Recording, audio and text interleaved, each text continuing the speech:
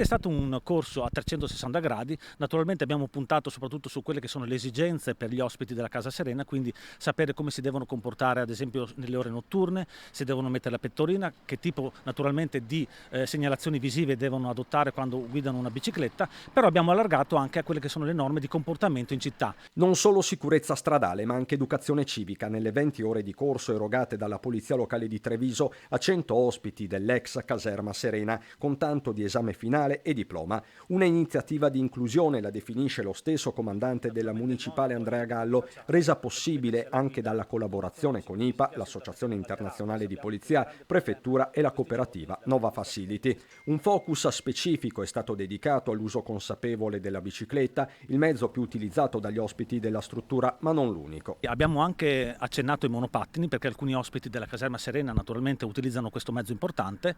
e purtroppo negli ultimi mesi ricordiamo che c'è stato proprio un incidente mortale ai danni di un ospite della Casa Serena che era a bordo di un monopattino, un mezzo estremamente